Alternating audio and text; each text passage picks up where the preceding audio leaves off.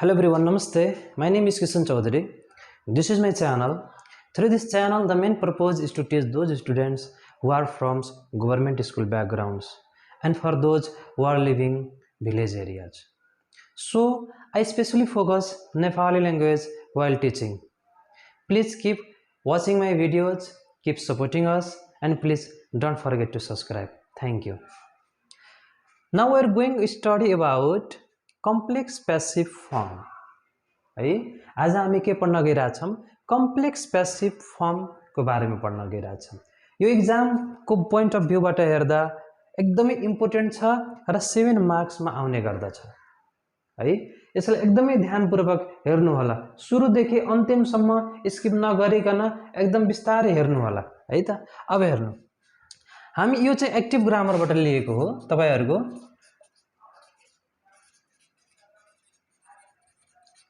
Active grammar है अब कहिले हामी पैसिभ फर्म बनाउँदाखेरि कहिले काहीँ अवस्थामा के हुन्छ भने the passive of think say believe know that claim agree है यस्ता कुराहरु रिपोर्ट है यस्ता भर्बहरु पछि चाहिँ के हुन सक्छ भने दैट क्लज लागेर आएको हुन्छ जस्ट एक्जाम्पल को लागि हेर्नु है त मानम के हुन्छ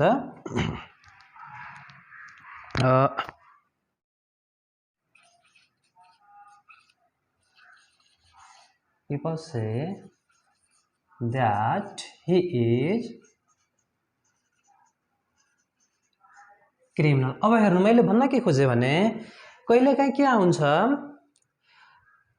think से believe no find claim अथवा report agree यस्ता कुराहरु बाट चाहिँ के हुन्छ भन्दाखेरि त्यसपछि हामी that पछि एउटा क्लज जोडिएको हुन्छ that क्लज जोडिएको हुन्छ है यसले अब पैसिभ कसरी बनाउने त है जस्तै हेर्नु से यहाँ देखि से बाट यहाँ लाग्यो अथवा हुन सक्छ यहाँ people believe that अथवा people know that अब यो से को सट्टामा find claim मतलब सिचुएसन अनुसार अरु जे पनि हुन सक्छ यहाँ है त अब हेर्नुस् people say that है हुन यसलाई हामी hear say पनि भन्ने गरिन्छ कतैबाट सुन्ने कसैले मलाई भन्यो है अब कताबाट कसैबाट म सुने कसैले मलाई के भन्यो है अब यसमा के हुन्छ भन्दाखेरि that पछि जुन छ that पछि यताकोलाई हामी के भन्न सक्छौं एउटा क्लज भन्न सकिन्छ subject plus verb plus object clause भइहाल्यो that क्लज यसको अगाडि के भइहाल्यो people से यता मान्छेहरु भने अब के भने त he is criminal people से है मानिसहरु भन्छन् that कि he is criminal यो के हो त क्रिमिनल हो अब यसलाई हामी पैसिभ बनाउँदाखेरि कसरी बनाउन सकिन्छ त्यसको लागि तपाईहरुले एकदम सर्ट ट्रिक लगाएको छु म एउटा म फर्मुला बनाइदिए फर्मुला यसलाई ओके ल म एउटा फर्मुला बनाउँछु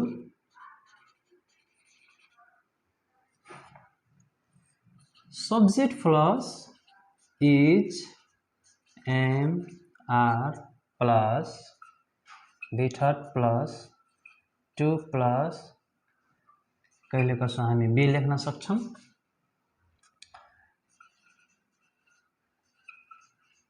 have been have plus be third अथवा b1 plus dot ओके अब हेर्नु यो फर्मुला 1 मैले भने यदि question think say believe know find claim agree report यसपछि that क्लोज ले जोडेको छ भने त्यसलाई हामी दुई प्रकारले पैसिभ भोइस बनाउन सक्छौं एउटा फर्मुला भइहाल्यो यसरी बनाउन सक्छौं अब यो सबै म सब तपाईहरुलाई बुझाइदिन्छु विस्तारै त्यसपछि अर्को के भइहाल्यो it बाट पनि बनाउन सक्छौं it प्लस प्रेजेन्ट हुँदाखेरि is plus that plus subject plus dot अब हेर्नु फर्मुला एकदमै राम्रोसँग बुझ्नु है ध्यान दिएर सुन्नु सबै बुझिन्छ सब्जेक्ट हुन्छ अब यो सब्जेक्ट हामी क्वेशनबाट लिने हो त्यो क्वेशनबाट लिने अब त्यो सब्जेक्ट अनुसार इज एमआर मा एउटा राख्ने हो यदि मानम सब्जेक्ट सिंगुलर छ भने इज लिनु सब्जेक्ट को रूपमा आई छ भने एम लिनु सब्जेक्ट को रूपमा प्लुरल सब्जेक्ट छ भने आर लिनु त्यसपछि भिथर्ड लिनु।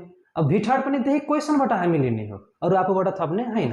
त्यसपछि टु लिने, त्यसपछि चाहे बी लिनु, चाहे ह्याभ बिन लिनु, चाहे ह्याभ प्लस भिथर्ड लिनु, चाहे V1 लिनु र बाँकी बचेको सबै सार दिनु।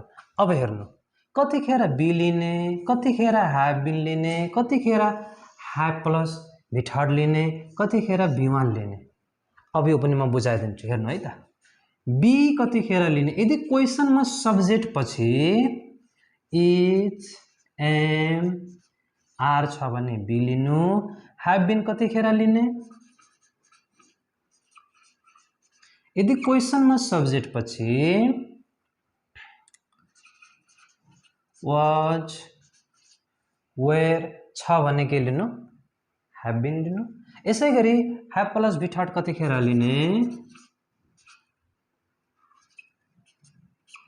यदि क्वेसनमा V2 छ भने तपाईँ के लिनु, ह्याभ प्लस भिथर्ड लिनु है त। यस अब V1 कतिखेर लिने, यदि क्वेसनमा V1 अथवा V5, V1 अब अलरेडी V1 छ भने V1 लिनु। यसै गरी यस्तै अब ह्याभ बिनको ठाउँमा तपाईले के गर्न सक्नुहुन्छ, ह्याभ बिन हुँदाखेरि सेम त्यही लिनु अथवा ह्याज बिन हुँदाखेरि यही लिनु। यसै गरी यसको पनि गर्न सकिन्छ, ह्याज प्लस भिथर्ड लिँदाखेरि ह्याभ प्लस V3 बनाउनु अथवा ह्याभ प्लस भिथर्ड हुँदाखेरि सेम यही लेख्दिनु। अब यी चारवटा कुरा हामीले जान्नुपर्ने हुन्छ है त। कतिखेर बी लिने, इज एम आर, क्वेसनमा सब्जेक्ट पछि इज एम आर छ भने हामी एन्सर लेख्दाखेरि बी लेख्ने है, यो वाला कन्डिसनमा, यो फर्मुला नम्बर 1 को केसमा। र यदि क्वेसनमा सब्जेक्ट पछि वाज वेयर, ह्याभ बिन, ह्याज बिन जस्ता दिएको छन् भने तपाईँ ह्याभ बिन लिनु, लेख्नु, यिनीहरूको सट्टामा ह्याभ बिन लेख्नु। यसै गरी क्वेसनमा सब्जेक्ट पछि V2 छ, ह्याज प्लस भिथर्ड छ, ह्याभ प्लस V3 छ भने के लेख्नु त, ह्याभ प्लस भिथर्ड लेख्नु। यसै गरी क्वेसनमा सब्जेक्ट पछि V1 अथवा V5 छ भने त्यसलाई चेन्ज गरेर V1 बनाउनु है।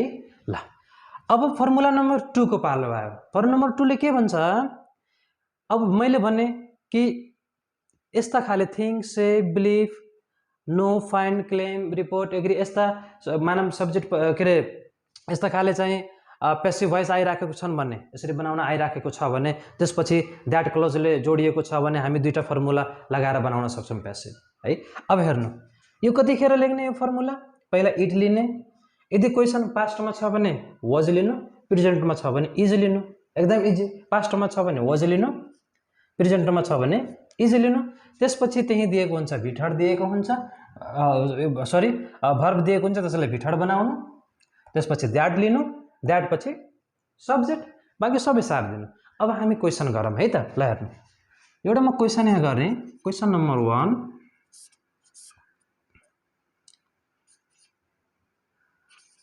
ल अघि के, people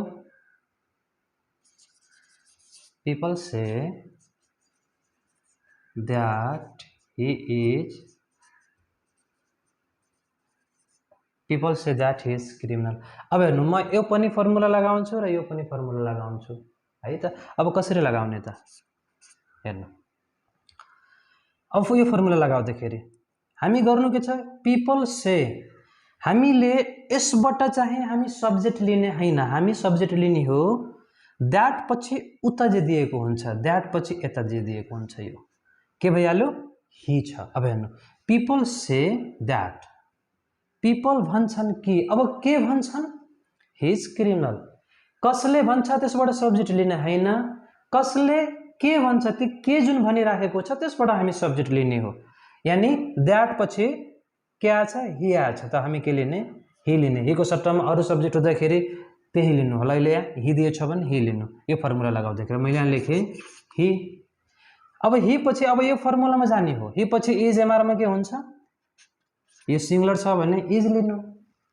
त्यसपछि पालो आयो भिथर्डको। अब भिथर्ड कहाँदेखि हेर्ने, यहाँ यो जुन द्याट छ, द्याटको ठिक यता हेर्नु, यहाँ के दिएछ, से दिएको छ। अब से को भिथर्ड के हुन्छ, he is said। अब पालो आयो कसको, 2 को पालो आयो, 2 लाई यहाँ लेखिदिने। अब त्यसपछि बी लिने, ह्याभ बिन लिने, ह्याभ प्लस भी थर्ड लिने कि भी1 लिने, अब के लिने त? अब यो लिनको लागि हामी यहाँ हेर्छौँ। बी लिनको लागि यो सेन्टेन्समा सब्जेक्ट पछि बी लिनको लागि सब्जेक्ट पछि के हुनु पर्यो? Is M R. अब हेर्नु यहाँ इज छ, यहाँ इज छ, यसको मतलब बी लिहालौँ। He is said to be. अब बाँकी बच्चों के हेर्नुहोस् 1 2 3 4 मध्ये बी लिए, अब बाँकी बच्चों के सबै के गरिदिने सार्दिने, यानी इसको सट्टामा बी लेखे, बाँकी के गरिदिए क्रिमिनल। ओके, अब यसै गरी हेर्नु, अब यो पनि बनाइदिउँ हामी है त। हेर्ने ल, दोस्रो नम्बर इटमा लेखेँ। इट पछि अब इजलिम कि ओजलिम? इटलिम, इट पछि इजलिम कि वाजलिम? अब हेर्नु इज कतिखेर लिने मैले भने, यदि मानम यहाँ हेर्नु द्याट पछिको यता हेर्नु है, यता हेर्नु अलि सजिलो हुन्छ, यता हेर्ने। पिपल से हेर्नु यो प्रेजेन्टमा छ कि पास्टमा छ? प्रेजेन्टमा छ, यो भी1 हो नि त, प्रेजेन्टमा छ भने हामी इज लिने। यदि यहाँ पास्टमा हुन्थ्यो भने हामी वाज लिन्थ्यौँ। अब हेर्नु इट इज है, इट इज, त्यसपछि भी थर्ड लिने। अब त्यही कुरा भी थर्ड त्यही सेलाई के बनाइदिने? सेड। It is shed. त्यसपछि द्याट छ भने द्याट लेख्नु। अब भने सब्जेक्ट, यसको मतलब द्याट पछि के गर्दिने? यहाँ द्याट पछि सबै सार्दिने हो, केही पनि चेन्ज गर्नु परेन। It is shed that he is criminal. हेर्नु कति सजिलो छ यो है। अब तपाईहरु के गर्नु भन्दा, जति किताबमा दिएको हुन्छ तपाईँ सेम यही फर्मुला अनुसार लगाएर सबै गर्न सक्नुहुन्छ है। अब हेर्नु ल, प्र्याक्टिस गर्नु, प्र्याक्टिस गर्दै जानु, नजाने क्वेसनहरू फेरि चाहिँ प्र्याक्टिस गर्नु, मेहनत गर्नु, अनि सबै क्वेसनहरू सकिन्छ यो है। अब यसको चाहिँ मोडेल 2 पनि छ, त्यो पनि म सिकाउने छु। अब हेर्नु है, people say that is criminal. अब यो भइसक्यो फर्मुला लगाएर है। यसै गरी अब अरू क्वेसनहरू 2-4 वटा क्वेसनमा सल्भ गरिदिए ल है त। ल हेर्नु है, अब अर्को क्वेसन छ, people believe that he was married to her. अब पहिला हामी माथिको फर्मुलाबाट बनाम। सब्जेक्टको रूपमा मैले भने द्याट पछि यहाँ के छ? ही छ, मैले यहाँ लेखेँ ही। त्यसपछि is, he is. V third छ, भी थर्ड कहाँबाट लिने हो? द्याटको यता हेर्नु, बिलिभको बिलिभड। त्यसपछि टु लिने, टु। त्यसपछि be, have been, have plus be third भी1। अब के लिने त? ही पछि यता हेर्नु के छ? वाज छ। अब वाज हुँदाखेरि हेर्नु यहाँ छ वाज छ, अघि हामी इज हुँदाखेरि चाहिँ बी लियौँ, सब्जेक्ट पछि यहाँ इज हुँदाखेरि हामी बी लियौँ। अब यहाँ सब्जेक्ट पछि वाज छ, अब सब्जेक्ट पछि यहाँ वाज छ भने के लिने? Have been, have been.